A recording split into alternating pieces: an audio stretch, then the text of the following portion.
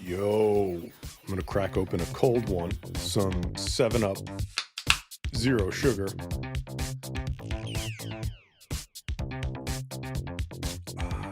So good and refreshing. Coffee as well. Very weird combination. Don't recommend.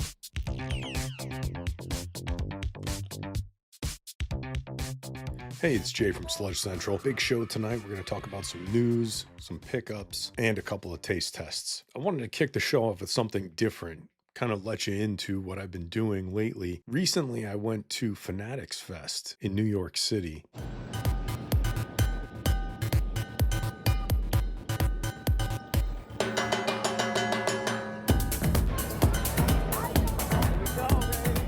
Alexa Bliss was appearing. There was so many different events. It was very cool, especially if you're, a huge sports fan. It was awesome. There's disorganized lines and pretty much chaos everywhere. Nobody knows where they're going. You ask 10 different people, they give you 10 different answers. There had to be just thousands and thousands of people there at the Javits Center, which is where they have New York Comic Con. It was a great turnout. Lots of big, famous sports celebrities. I also got to see Keegan-Michael Key for a little bit. It was awesome. I will bust you in the mouth. So cool. He is one of my favorites. I had my moment of bliss. Recently, I was on a walk. I'm walking past the water. All of a sudden, I turn my head and I see these ducks. And I'm thinking, I have to ride these things at some point, because it is the closest I will ever be to riding that duck in Batman Returns. Oh, are those swans? Stop looking at me, Swan! Few updates for you. A couple people asked me, how did I do with that Batman figure trying to rip his head off? And I have to say, things did not go well for poor Batman here. It's like Mechanic. I don't know if you remember Mechanic. I make Mechanic references like a maniac. I'm constantly referencing Mechanic and his machinations. This dude's head will not come off. I did everything, and now his innards are all stretched. Look at that. Wow. Well, poor guy. He's having some problems. Not too much in the way of pickups, but I did get this Munsters tee from Gutter Garbs. Yeah. Rob Zombie Munsters, which I'm a big fan of. I enjoyed that. Let's do some news. This one's cool. If this is true, the rumor is that Ryan Reynolds will be playing Dirk the Daring in a Dragon's Lair movie, which I think is really badass. When I was a kid, I loved Dragon's Lair, especially because I was a big animation fan even when I was a kid. Like, I was just completely in awe and mesmerized by cartoons in general. It doesn't matter what kind, I would be glued to it. So I remember being in the arcade and seeing Dragon's Lair with the animation from Don Bluth. And it was so eye-catching to me because it felt like very cinematic, felt like something you'd see in the movies. I was always terrible at that game. I would still play. I was a glutton for punishment. I'd always go back and play it, even though I stunk at that game. Making it into a movie is a great idea. I'm totally in for seeing that. I think Ryan Reynolds is a great pick for that, especially if you get a good director. So I'm anxiously awaiting Wednesday season 2. And one of the big tie-ins right now is going to be this Enid confetti cake cereal. I'm not a big fan of confetti cake, and I always associate it with like a very sweet and indulgent dessert. Whereas I don't look to my cereals, like breakfast cereal, for that type of satisfaction. You know what I'm saying? If I wanted a cake or confetti cake, cupcake, pound cake, grab them cakes. I look to my breakfast cereals to be this nostalgic trip back to when I was a kid. I'm not against it. It's just not my preference. So I'm obviously going to buy it and try it and support the fact that we're getting an Enid cereal, which is awesome. In other cereal news, we've got what was a rumor, but now seems to be heavily possible, where I can't really say it's 100% because it hasn't been officially announced, but it looks like Jim Henson Productions created Muppets of the monster cereal characters that will appear on the boxes. Now, this was a leak to several stores, I believe in Canada, So I'm not saying that this is true. I'm just saying it's bouncing around the internet. The internet. Yeah, I just had to get up. Every time I get up, have to go and get something, complete chaos ensues. I have no idea what's going on in here. I don't know if there's gremlins or what. So I'm going to review some stuff. I got 2 taste tests. First thing we're going to do is strawberries and cream Pebbles. This came out a while ago, but I figured you could see I haven't opened this. I haven't tried it at all. Usually I'm like, I can't wait. You see that? I stuck my finger in it. It opens. These boxes are so cheap. Not like the boxes of yore. Back in my day, the boxes were made of concrete. Oh, that it smells like it smells like strawberries and cream, but mixed with like dirty feet. It's kind of nasty. All right. See, oh, there's my Saturday morning cartoons bowl. Watch this go all. Oh, this has the potential to not be good. The last thing I need is to have strawberries and cream Pebbles all over this place. I poured the cereal, but you hear this?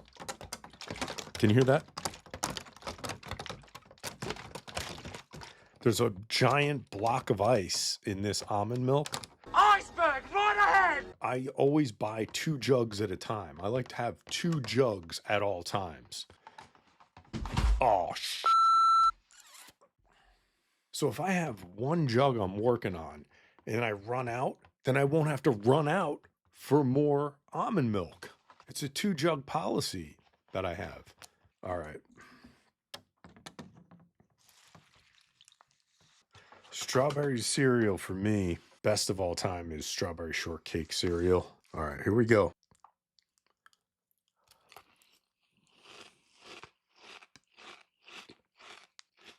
I'm not a fan of this. I had a recent conversation with Matt on the Purple Stuff podcast about Play-Doh. And this cereal tastes like what I would imagine Play-Doh to taste like. I've never tried it. I don't plan on trying it. There's like this weird undertone, like dirty laundry or feet.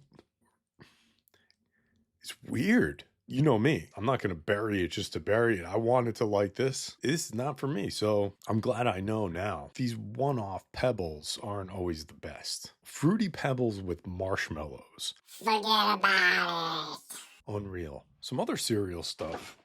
They've been doing these Fantastic Four retro releases, which I think are so cool. These are so awesome. I am completely stoked that they did these because it makes getting all the boxes, it gives you a little chase meridian. You know what I'm saying?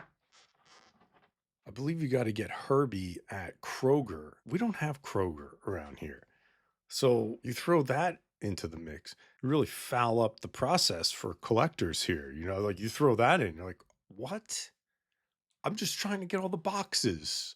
I'll pay for them. Why? Why do you do this? Because then we got to go, to the murky depths online, the seedy part. You got to get that cereal from Kroger in a very underhanded way sometimes and pay lots of money. Lots. Fantastic Four is not only appearing on all of these cereals, but there's also Pop-Tarts. These are the blue raspberry Pop-Tarts. And I was stoked to try these. Before I try this, though, let's talk about Pop-Tart preferences. I don't eat Pop-Tarts often, but I think when I was younger, I would definitely consider myself a fan, especially as a kid. I did like Pop-Tarts quite a bit. In terms of flavors and how I preferred them, I was, oddly enough, a big fan of the brown sugar, the cinnamon. Brown sugar, the cinnamon. Brown sugar, the cinnamon. People used to think I was weird. It was mellow. You had to kind of search for the flavor sometimes, which I enjoyed. It was an adventure for the taste buds. But in terms of the other flavors, I was a big fan of cherry, mostly cherry, frosted cherry. Oh, frosted. Now you're talking. Get frosted Pop-Tarts, man. Those are the best. In fact, forget the non-frosted. Frosted cherry, 1,000%. Those were so good. Terrible, obviously,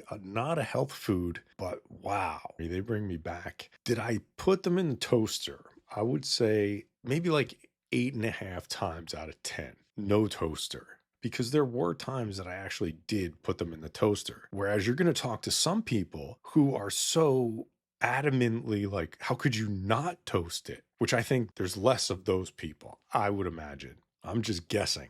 I didn't take one of my notorious polls. We should take a poll. Personally, maybe it was winter, maybe it was cold and you wanted a nice warm treat in the morning, because I think that was what they were originally intended for. Like, I think both have merit. I think with the frosted, I just found that better to be not toasted. Because for me, if you toast it too much and it gets too like burnt and stuff, not into that. No thank you to the burntness. Prefer non-burned, just a gentle warmth. I could just go on and on about the Pop-Tart preferences. What do you enjoy? What is your favorite? But here we go. I will stop talking. Cool. Like, am I holding that right? So there's inscriptions. All right, here we go. Yeah, right off the bat, blue raspberry, very pronounced, really super sweet. If you're into that blue raspberry flavor, you're going to love this. Definitely not for me in terms of a Pop-Tart. I think it's too candy-like of a flavor. I understand what they were going for because they wanted to do blue for Fantastic Four. Makes sense. But this is way too sweet. If you're into those blue raspberry blow pops, it's almost like that in a Pop-Tart filling. So, I mean, not that I wouldn't recommend getting these, because it's a Fantastic Four tie-in product. So of course I'm going to want to try it. I fall for all this stuff and I love the Fantastic Four. Fantastic Four. I love that theme song, by the way. You think the X-Men animated series theme song is good? How about Fantastic Four? That's fire. All right, everybody. Thanks for hanging out with me here at Sludge Central. This is Jay, signing off.